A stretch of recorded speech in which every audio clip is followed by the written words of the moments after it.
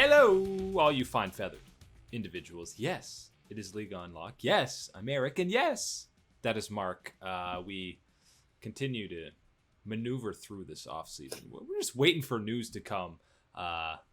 As it does, it's not roster moves that we're talking about, but your boy and ours, Travis Gafford, dropping a little, I'm going to call it a mini gaff bomb about some pretty huge sweeping changes to the LCS coming for 2021. I'm all in favor of seeing some changes. We're going to break it down. I think anybody after watching the last couple of years, and sure, viewership numbers have been steady or solid, whatever one of those S words you really want to use and choose, you can pick for that. It's been okay. But as far as, the format and schedule, being there to develop, build better qualities in your players, to establish your best teams rising to the top, I don't know if the best of one has exactly been that. No, and I don't know if the best of three did that either when they changed that for a couple of splits. So bring in the next topic. And of course, we got to preface this. This was Travis Gafford. I'm sure most people already saw it on his YouTube. This isn't confirmed. Riot hasn't said anything officially, but he's usually, if he's going to make a video about it, Travis, it's probably going to end up happening. So the biggest thing, far and away the biggest thing that he's talked about is spring and summer are no more. It's just going to be one huge regular season, much like you would see in any of the big four for traditional sports that would start around January, which is when the spring split usually starts, and you imagine it would go until the end of when summer would end. And initially people are going to say, that's insanely long. Look at the baseball season, though. Look at hockey. Look at basketball. It stretches an incredibly long time, and it would basically be every team plays each other 5 times. That's a long season. That is absolutely a long season. And when you talk about playing a team 5 times, well, at the very least, not only can you try different strategies against the teams in some of those early matches, but the idea of having 5 matches against a single team, you have to prove that you're better, right? That's one of those things, like a best of 5, like the best of 3. You have these opportunities to prove yourself, and looking at a full season series type of thing. And instead of breaking it down, well, okay, 2-0 in spring and 1-1 in summer, you're looking at the full story for the full year. I like that idea. I like this topic of a year-round scheduling and season to, this would alleviate a lot of the problems of having a spring split that all of a sudden didn't really have any value when it came to what actually mattered at the end of the year. Hey, if it's one season, it doesn't matter if it's spring or summer. You got to be performing no matter what, picking up those points. And then the other thing that you mentioned, people worried about it being too long. Well, you look at those professional sport leagues around the world, right? The NHL, NBA, and as you said, Major League Baseball with an even longer season than these other professional leagues. And people do get bored in those regular seasons. Which is fair, but you also have a lot of breaks, right? You have little moments in those seasons where you're taking time off, a certain, all-star events type of situations, which I know we'll get to that with League being a little bit different as far as how we schedule things. I still think when you're talking about a year-round, full spring and summer combined scheduling, obviously there's plans to have some type of breaks, some type of off weeks for teams, because you can't, again, yes, we think that it's not that big of a step forward to put the 2 seasons combined. You will, though, need to take into account some extra rest days. Yeah, and the biggest break, because obviously the immediate question is, well, how's MSI going to work, assuming that it is actually happening in 2021? And again, Travis saying they're going to almost set up a mini playoff bracket in the middle of the season or right before when MSI would be. And it's, whatever it's going to be, top 6, top 4 teams are going to play a mini playoff bracket. We're talking best of 5 series with the winner advancing to MSI. I actually love implementing that because then you still have what people like out of spring split, which is the actual playoffs and getting best of. So it's kind of best of both worlds if they end up doing that. Yeah, I think that's important to keep as far as our formatting and what we've established with League of Legends. MSI going away would be a real shame. I don't think that would be a worthwhile concession to make in order to get a season format like this, because I just put so much value into still having, yes, not the same level of pedigree as far as a world championship would be, but absolutely having the champions of this, early part of the year meet together and again, you're not going up against some, third or fourth ranked team in region. You're going up against the guys that came out on top. And I think that that's a really exciting prospect that MSI would bring to the table. And again, give that little appetizer of international competition for people to hold them over, build some storylines as well until you got to that world championship. If we lost it to get this big long season, it wouldn't be worth it to me. I love some of those memories and moments that we've had from MSI, and that's across multiple different regions, feeling good about the event. Yeah, if anything, you want to just make MSI even bigger, but then it's a fine balance because, well, then it's not champions from the region if you're adding another team from other spots, but that's a whole other issue. Back to the actual LCS format, with it being so long, the meme that Spring Split is meaningless, you could still argue that, okay, well, the first 2 months, they're not meaningless, but you could do pretty terribly, and then you have so much time to bounce back. Obviously, how world seeding would actually work and how you qualify is still a huge question mark that's not answered. I feel like if you have a season that long, whoever finishes first after that crazy regular season should go right to Worlds. Yeah, I would agree with that. When you were talking, like, well, how do you think about these teams and where the placing is going to be and the value, right, for the splits and the seasons and where you're getting it? We've seen in professional sports many times, of course, these intense races towards the end of the year for playoffs, and you get that with almost any type of format. But really, for me, as you're mentioning, where's the value for spring?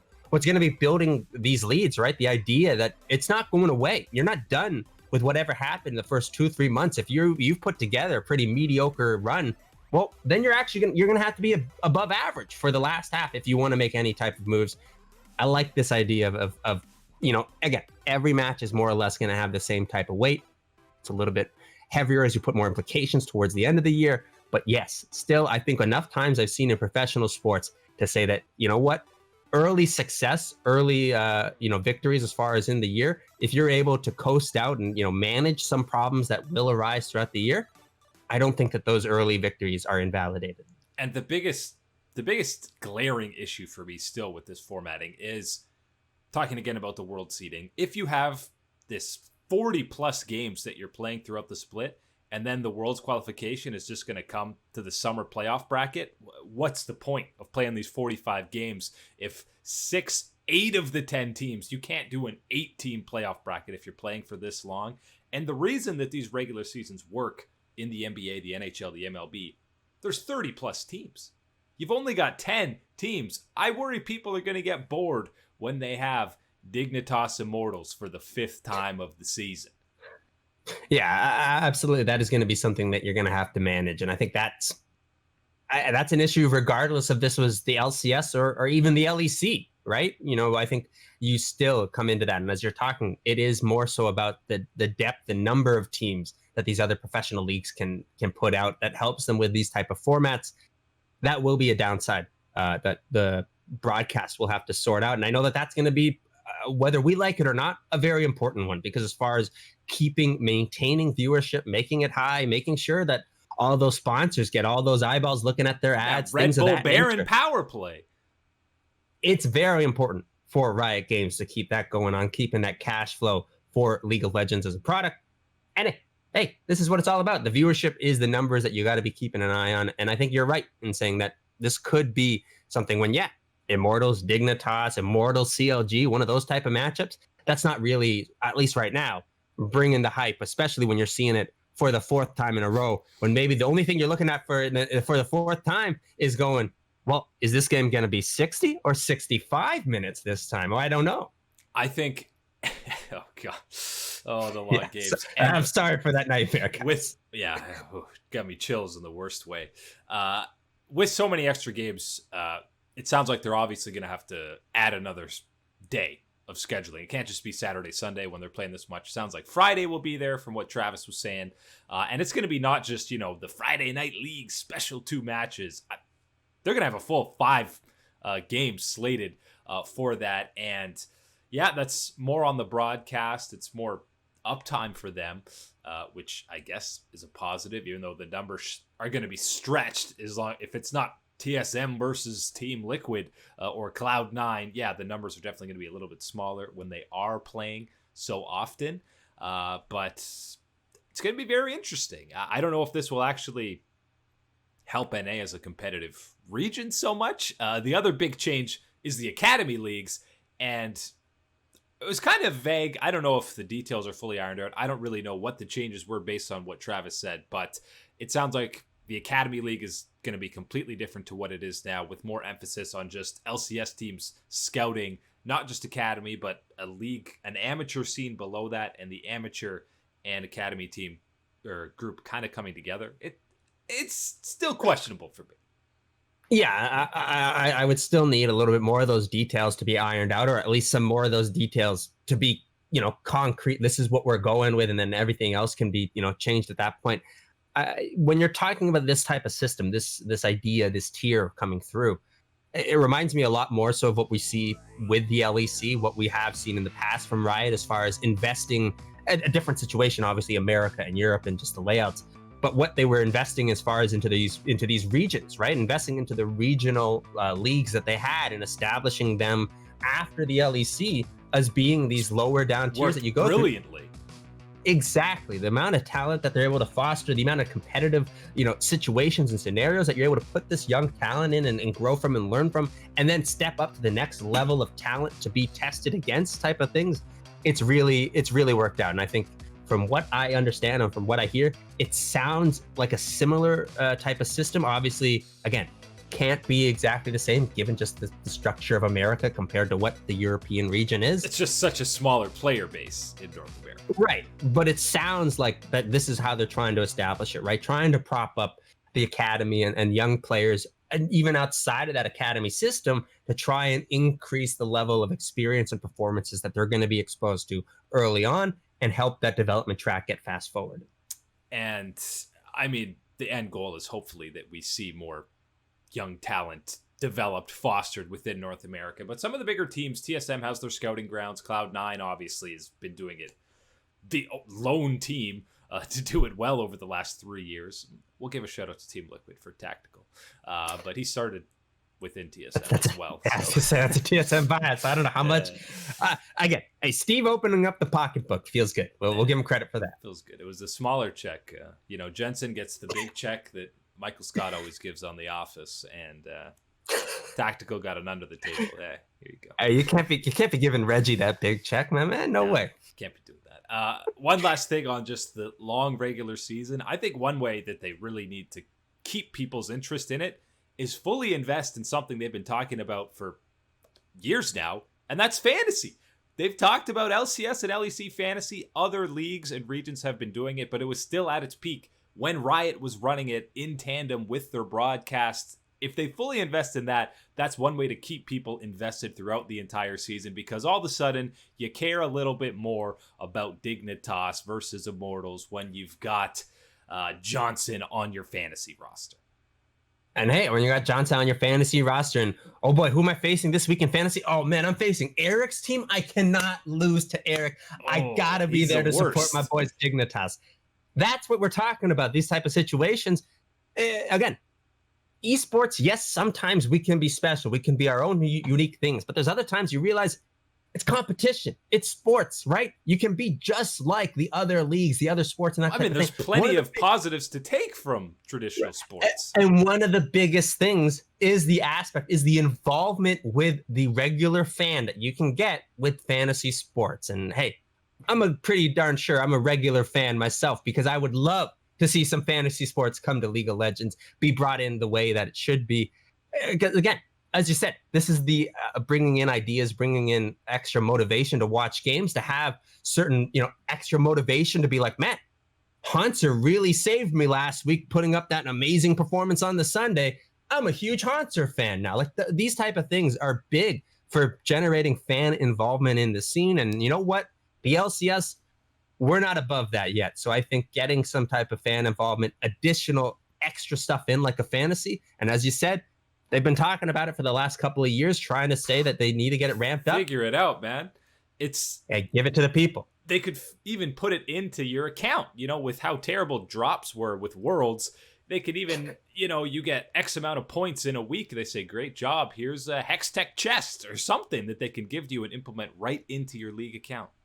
Even if you want to go cheaper, you could go something like a key fragment. even type of thing. You've got a lot of ways to do this one, Riot. I think that fantasy, especially for even all the regions, let alone what we saw, the excitement around the LEC fantasy coming through, the fantasy cards coming through for the Yeah. LEC region.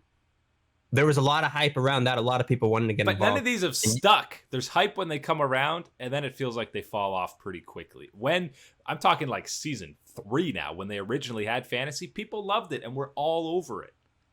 And then that's where I'm going to get to, because I think that's, of course, involving competition, as we were talking about, the hypothetical of, oh, I'm facing Eric this week. These type of things are where you need to add more, because yes, as we talk about how powerful these tools can be involving fan engagement, things of that nature, you still need things to back it up, still need structure involved with this to back it up and generate that fan involvement.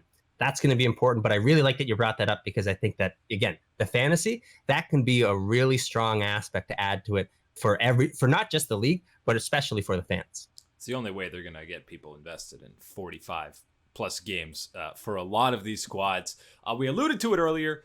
I thought All-Stars was just not going to happen this year, but Riot has other ideas. They announced that it's going to be happening December 18th to the 20th, which a little close to Christmas, if you're asking me. Usually it's a little earlier in December, and voting starts December 9th to 16th, but it's going to be very different because we're not going to be in studios. It's going to be all online, and there's almost 3 different All-Star events. It's going to be broken up by region, which, hey, they're doing something, so that's good.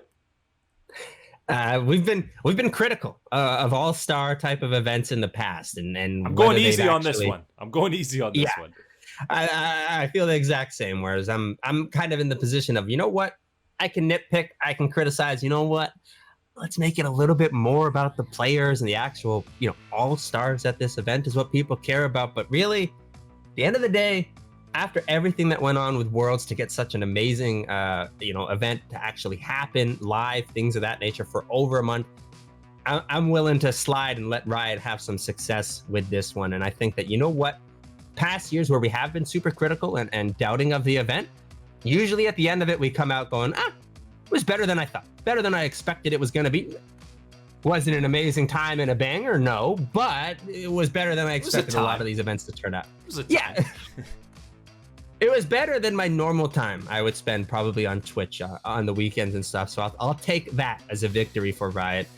That's what they got to be doing as far as this. Yeah, so the setup, the format, it's a little convoluted, but because ping is going to be such an issue, because it's so global, they're basically... It's time for NA pros to shine. That's right. 60, 80 ping, let's go. They've got this underdog uprising and superstar showdown is the format here. So basically you have these big regions, the big 4... I don't even want to include LCS there. But they're going up against smaller regions. You're going to have these games, the LCK versus the PCS and OCE, which is a hilarious one there. The LCS going up against Latin America and Brazil from CBLOL, LPL, Vietnam and Japan, and the LEC, Turkey, and the LCL, which is where the Unicorns are from. And the actual All-Stars that are going to go, it's 5 pros, each position going to be voted on by the fans starting November 9th.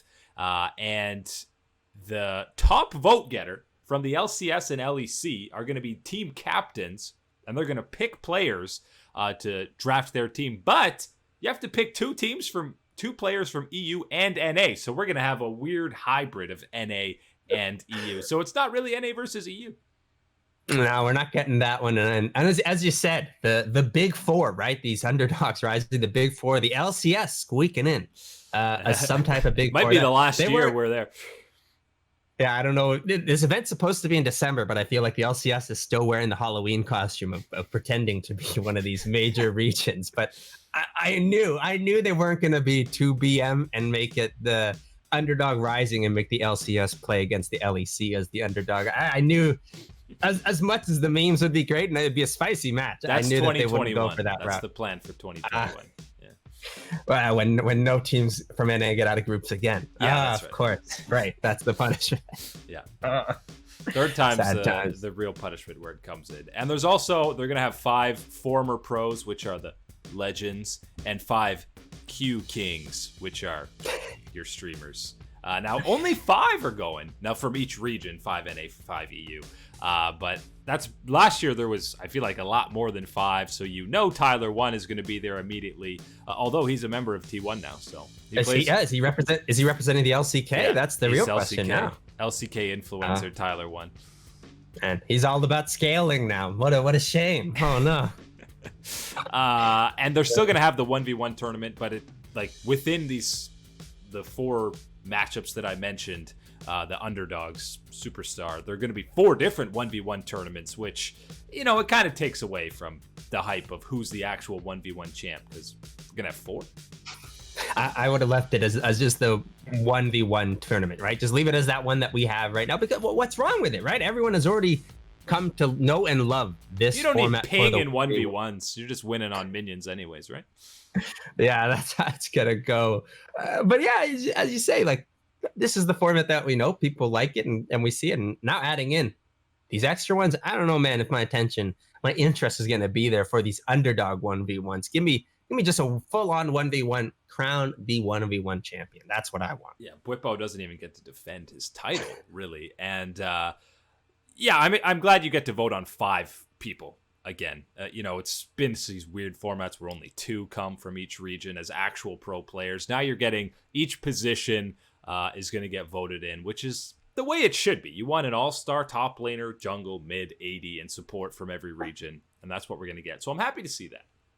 Yeah, and I hope that given this, the format and how everything is this year, right, being online, I do hope that this doesn't, have some players going, you know what, I appreciate the votes, guys, but pass it down to my mid laner or pass it down to my support type of situation. Guys, it's online. You're going to be home. Talking about NA and EU, you've been home for probably quite a while now. You can play a weekend of League of Legends, guys, if you get voted in. And you can't vote Sneaky in. He didn't play. And you probably shouldn't vote Doublelift in for your all-star eating. I mean, it depends on what your votes are for, I guess. If it's... can we get a swan song Bjergsen voting in? Is that true? Is that on the table? I feel like Bjergsen should absolutely be involved in this as his own invitee, separate from being the mid laner from NA. That's fair. He's a legend. He's going to come in as a legend, as a former pro who retired 2 months ago. They need to have a coaching arm wrestling showdown. Let's get Bjergsen versus Jat. Winner takes on Koma. Let's see how that goes. Yeah, Koma going to implement the belt somehow into that competition. But hey, All-Star is going to be around December 18th. We'll have something before the spring split starts. If there's more news on what the LCS format or whenever Riot actually announces something, we'll be here to talk about it, as well as any off-season shenanigans. But that's it today for League Unlock. Eric and Mark here with you guys as always. Thanks for hanging. We'll catch you guys and gals on that flippity flop.